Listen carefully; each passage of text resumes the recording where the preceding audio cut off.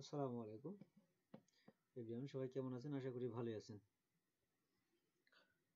মূলত আজকে ছোট্ট একটা ভিডিও দিয়ে আসলাম। সেটা হচ্ছে আমার একটা ক্লায়েন্টের WMJ টয়লেট, এখানে কি যেন একটা প্রবলেম হয়েছে, যেটা আমি দেখাচ্ছি আপনাদেরকে। রিফান্ড ইস্যু, অর্থাৎ যদি রিফান্ড ইস্যু অথবা আমি সেন্ড মেনুতে আমি ক্লিক করি, কপি কপি পার্স আইডি,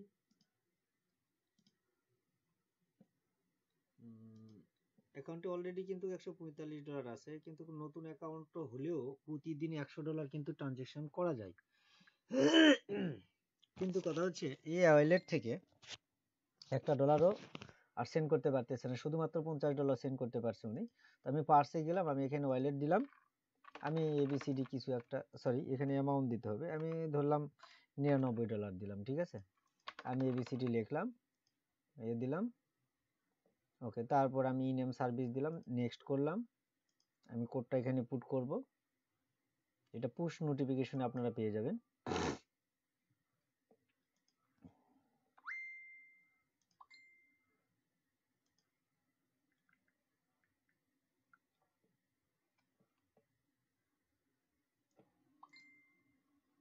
4181153।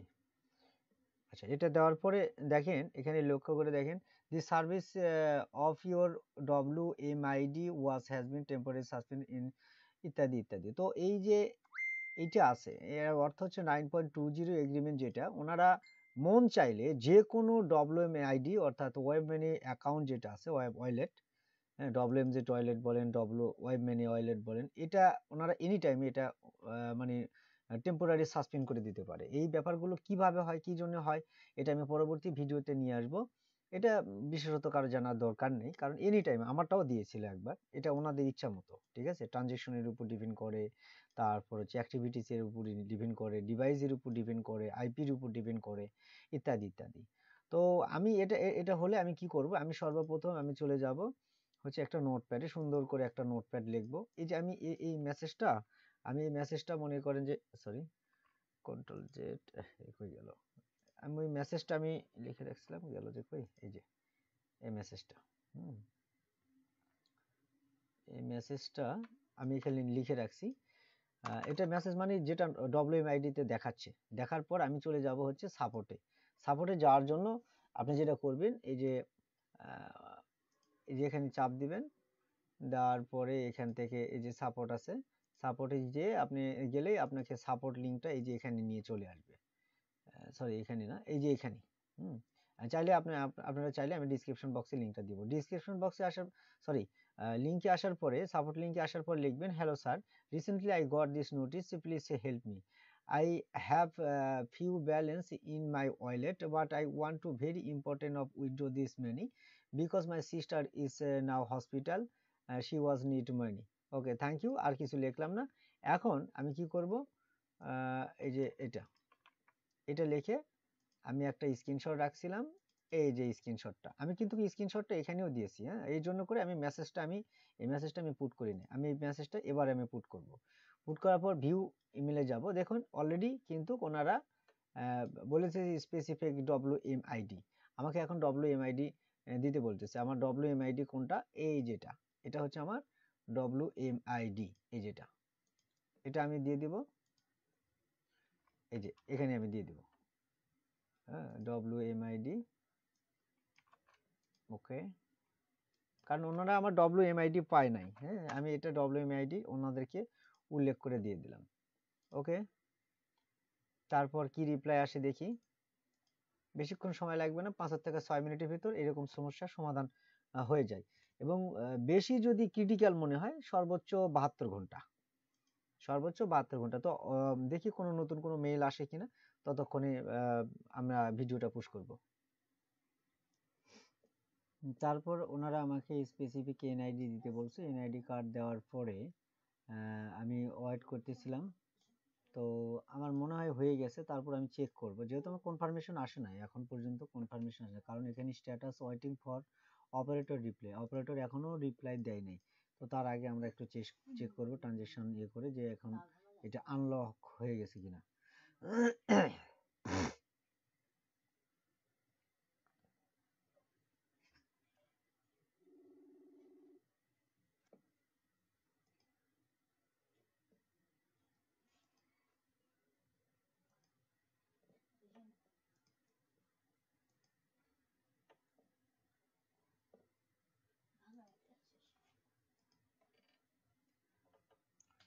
আমরা এখন কোডটা দিয়ে দিই তাহলে 1619124 confirm has been incorrect, confirmation code is incorrect আসছে 1619124 দেখি এবার নেক্সট incorrect আচ্ছা incorrect দেখাচ্ছে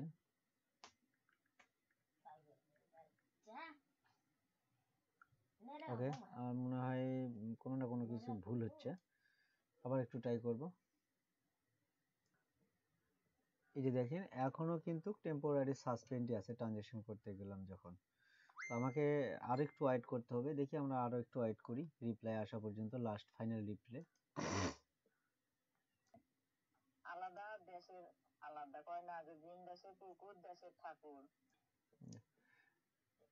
সরি দোস্ত আমার একটা কল আসছিল আমি জন্য মিউট করছিলাম তো আমি কিন্তু অলরেডি রিপ্লাই পাচ্ছি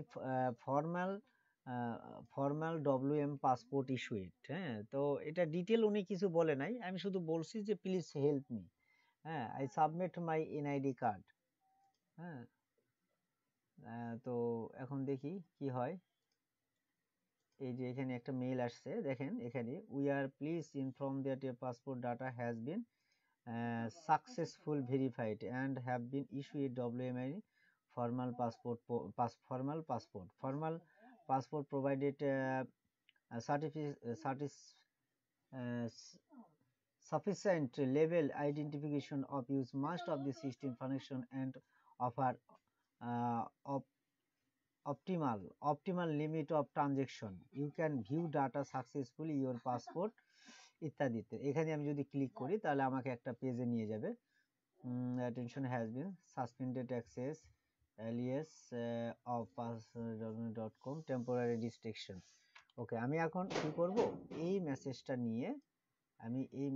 নিয়ে আচ্ছা আমি আগে দেখব আমার ট্রানজাকশন হয় কিনা ঠিক আছে ওকে আমি দেখি ট্রানজাকশন আমার হয় কিনা একটু ভিডিওটা একটু লম্বা হয়ে যাচ্ছে কংগ্রাচুলেশন ইউর সার্ভিস রিস্টোর ইট এই যে আমাকে আরেকটা মেল দিয়েছে দেখেন স্পষ্ট করে সাকসেসফুল তো আমি নির্দ্বিধায় ট্রানজাকশন করব ট্রানজাকশন ওকে আমি এখানে ক্লিক দেব এটা আমার ওয়ালেট আমি দিয়েছিলাম ডলারটা তো এটা আমার আসলে বায়ারের আমি ধরেন আমি $10 সরি আমার $15 হচ্ছে চার্জ এটার তো $15 জন্য আমি এটা রিস্টোর করে দিই যদি আপনারা না পারেন তাহলে অবশ্যই আমার কাছে আসবেন এই যে আমি $15 চার্জ নিলাম কোড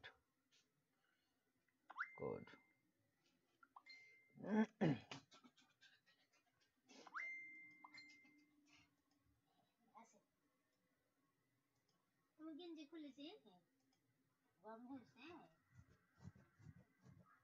তোমার গায়ে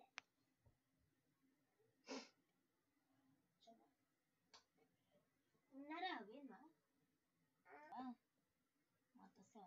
উপর দিকে ওঠো আর না উপরে ওঠো এই তুমি আজকে ভাত খাইলে আব্বা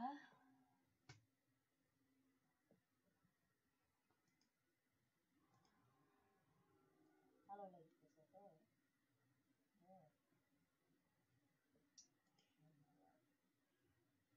বছরের তাহলে সাফার আছে তো কাকা সাফার আছে তুমি গেছে দেখুন কালকে মোট 3-4 চুয়াশি দেখা নিয়েছে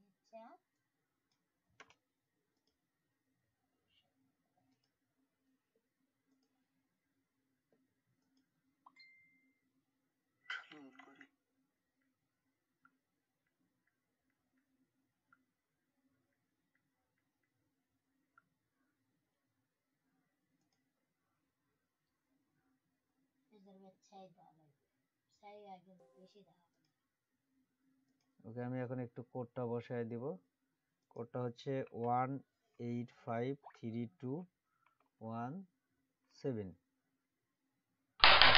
আমার ট্রানজাকশন কিন্তু অলরেডি সাকসেস এই যে দেখেন একদম ফুল ফ্রেশ ঠিক আছে ফুল ফ্রেশ এখন চাইলে উনি নির্দ্বিধায় ট্রানজাকশন করতে পারে তো ভিডিওটা কেমন লাগলো সবাই আমাকে একটু ভিডিও জানাবেন কমেন্ট করে। আর এরকম যদি কোনো সমস্যা থাকে, আমার $15 চার্জ করা হয়, এরকম যে কোনো সমস্যা হলে আপনারা আমার সাথে কন্ট্যাক্ট করতে পারেন। ঠিক আছে, ধন্যবাদ সবাইকে। আল্লাহ হাফেজ, সালামু আলাইকুম, ভালো থাকবেন।